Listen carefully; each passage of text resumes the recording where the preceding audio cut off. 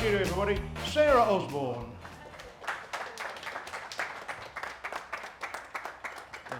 If you make yourself comfortable there. We're mic'd up. We're also going to use this for the benefit of the audience as well. So, Sarah, thanks very much for volunteering.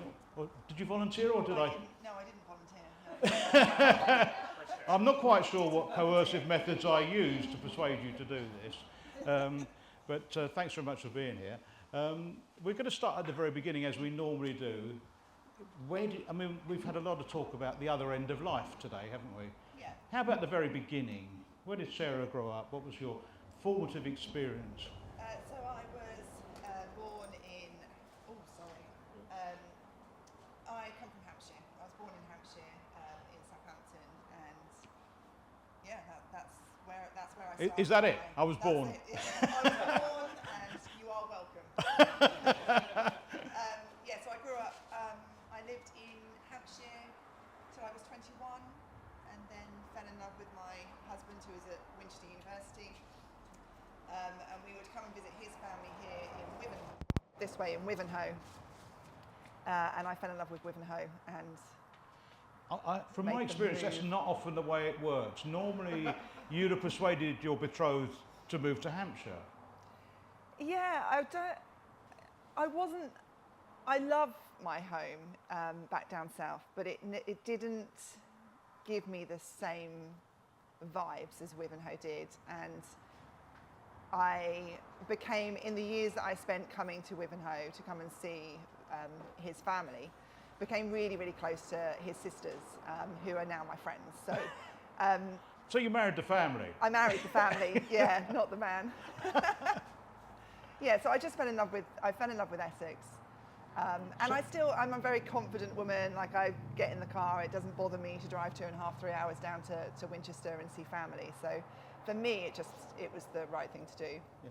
Now, this is another self-indulgent question because of my involvement in education. Did you enjoy school? Did you enjoy the learning process? Did you enjoy? I would happily go back to being a teenager again.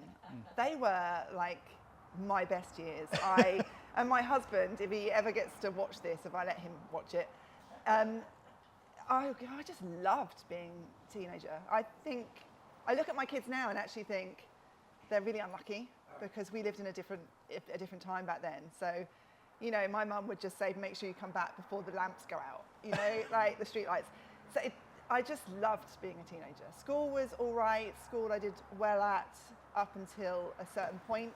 My parents had divorced and I became a bit of a challenge. A challenging teenager. Were you at teenage? Yeah.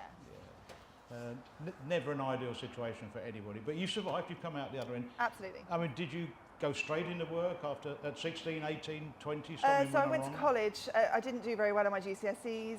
I can't put all the blame on family, but it's 50-50. I didn't come out with what I wanted, and I think that was a real hit to me because I'd always kind of got whatever I wanted, and I didn't. So at the other end of it, I went to college and I got back everything I possibly could in those 2 years. I came out with, they were only GMVQs, but the GMVQs have got me to where I am today. I got distinctions in both business studies and in health and social care. And then from there, university was never what I wanted to do. So it was to get out there and start working. And yeah, I completely empathise with that. I mean, getting out, I went to a school where everyone went to Oxford, Cambridge, Exeter, York, Durham, except me and one or two others, and it didn't work out too badly in the end.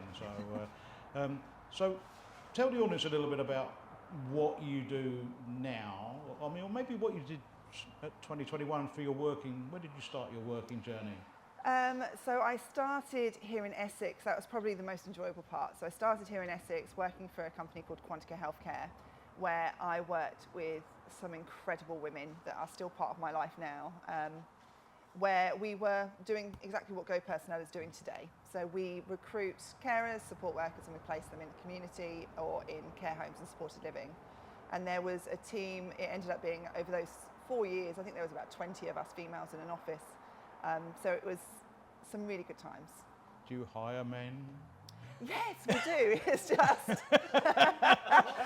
Is there a role for the other sex? Yeah, it just seems to be that it's just, I don't know, it was back then, it was very female heavy. But the company got bought out and I went into another role, recruitment, but it was IT recruitment, which I actually thoroughly enjoyed, but my love was always within the healthcare sector. So whilst I had my first baby, I was given the opportunity to go and be an advocate. So I studied, got my diploma in advocacy, and I... Tell me more, what is that? What is advocacy? Advocacy Is possibly one of the best jobs out there. It is so that you support people in their rights. So whether they've got physical, sensory, elderly, learning disabilities, where they are struggling to get what they are entitled to have. So it would be fighting for them, sometimes being their voice because they're unable to say what they need. They don't maybe have the skills or knowledge to know what they're entitled to, and it's... Would you say the general public generally don't know what is available? No, they don't know what's available out there for them, and which is a real shame. And sometimes, do they ever Would you know? argue that that's deliberate because we can't really afford for everybody to get what maybe they're entitled to? Probably, but it's very wrong, yeah. But it's very wrong. It is very, yeah. Are you going to get on a soapbox now? Yeah. Yeah, Feel free. It's not fair, especially for nowadays for elderly. Even with Go Personnel, we'll have phone calls because they're inquiring about care, and they don't know that they can reach out to social services, and they need to speak, and they might get some help and support with finances. And so is there a typical client that you work with, or is everyone? No, everybody. So now at Go Personnel, we work with everybody. So learning disabilities, elderly, physical, sensory impairment. So I've got a neighbour who's got a young son who turned 18. Is 18 a real sliding door moment for someone with a challenging kind of health condition or mental health condition? Do you find that? They're entitled to help before that. But yes, sometimes. And is that what you do? You help parents or carers navigate that process? We can help them navigate that process, but we can also be the help that they might potentially need, so that mum and dad can go to work. We go in and support that 18-year-old. So recruiting for the coal faces, I would call it, people to go into people's homes, is that a challenge as well? It can be. It's depending on who we're working with. So for elderly, they're very particular on who they want to go in and support them. So that recruitment process can be very difficult to make sure that we stay in line with human rights and all the rest of it. So it's just making sure that we can pair up the elderly couple, the elderly people, or adults with learning disabilities, or whoever it is, that we get the right carer, the right support worker for that person. And that can take some time. That can take us introducing them to 1, 2, 5, 10 people. Really? Yeah, because it has to be their choice. I don't believe in support or care being, this is who we've got, deal with it. Can clients be unnecessarily or unreasonably demanding? Yeah, very. Yeah, very. But they're entitled to be a bit demanding. So this is what I'm hearing from you, is that you are an advocate for all the people who need all the help that they can get and should get. And if it was your mum or dad, you'd want them to get, wouldn't you? 100%. I've already done it. I've been there for our family. Yeah. So Go Personnel, you run Go Personnel, you're the boss? Yeah, so it's myself and William Grinstead, my business partner, that run it, but me day to day. What's a day to day? What's an ordinary? Is there an ordinary day? Is there any such thing as an ordinary day in Sarah's life? No, I mean our phones are 24/7. So, usually the phones will start ringing at 6 o'clock and they won't finish until about 10, half 10. I think I've noticed you take 3 calls this morning. Yeah. You're never off duty. Because there's a panic. There's a panic. When they get to that stage, we have to call Sarah. Yes. Okay. Yeah. So our days can start from anything realistically from 6 and not finish till about half 10. And that is care home, supported living. They've got someone go sick and they call Go Personnel to say, quick, help me, I need some help. So and do they call you as opposed to social services or the NHS or So care homes and supported living will. So they are any of the homes that you might drive past, elderly homes or learning disabilities homes. They'll call us. If it's our private clients that we support in the community, they would still call Go personnel. But if they are new to Go, no, they would probably go through social services, or they would wait for office hours. Let's change this up a little bit, because what do you do for fun, Sarah? And what do I do for fun? I suppose I should say I love hanging out with my kids. I'm obliged to say. I'm obliged to say in case. Yeah, how many do you have and how old are they? So I've got a 17, 15 and a 9-year-old. I genuinely really like hanging out with my kids. And still the husband? Pardon? And still your husband? Yeah. Okay, that's good. Yeah, date nights are good. But what do I like doing for fun? My ideal is a girls' night, girls' day all night, and we'll get together, us mums, and we'll head to London or head out, and it's just us. Chaos? Offloading, chatting about the menopause, dissing our men, maybe the children. We do have a purpose. We're here to be dissed, right? Yeah, Because exactly. we are rubbish. Yeah. Sometimes. Yeah. But no, that's what I like doing for fun. So what dreams and visions do you have for your 3 children? I mean, are they obviously, the 9-year-old's still at school? The 9-year-old 14-year-old, yeah. causes havoc, yeah. The 17-year-old is just finishing his first year at 6th form, and he is looking to go into astrophysics. He is incredibly intelligent and hitting the A's and A stars. So I think that, one day I wouldn't be surprised if that kid's working for somewhere like NASA, because he's phenomenal. And not just because you're his mum, right? I think it's because I'm his mum. Yeah. You fancy a trip to Houston or something, or Cape Canaveral? He's pretty smart. And then so is my middle child. He's just done his mocks and he's doing really, really well. He's doing, yeah. That's They work really hard. I think that's the bottom line, but they clearly got a supportive environment, people who are going to advocate for them and speak up for them and let them know, what they can do. And yeah, mum and dad have got your back. Obviously for your eldest, the sky's the limit, clearly. Yeah. Wow, I love that pun. That was rubbish, wasn't it? That was really good. That was dreadful, wasn't it? Yeah. That was really good. This isn't a proper programme. Let's get a boo from the audience. Yeah. So tell me about these girls' nights out, because I'm never invited. So yeah, they're great. Because they're a bit of Alcatraz. Have anyone done Alcatraz?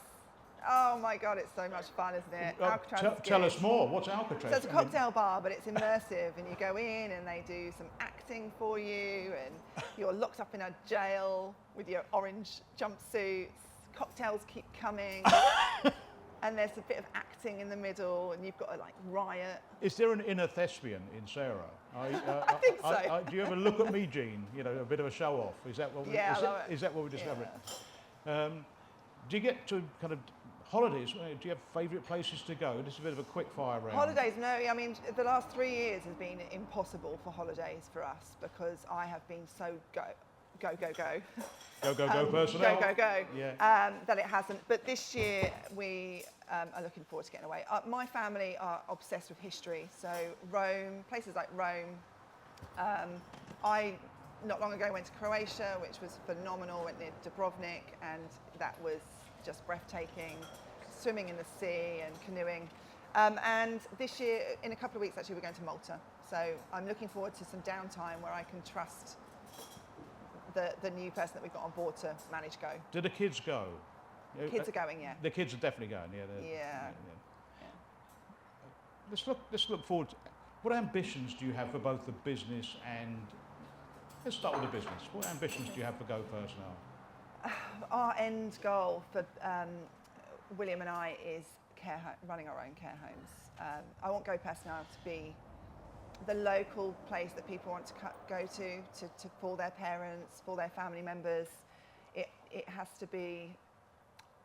Someone said earlier, Peter Disney said earlier, about when you are a small SME and you buy local.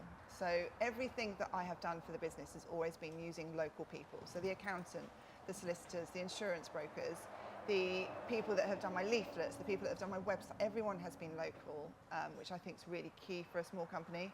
And I want that to be a bit like Go, so that we are that brand in Essex.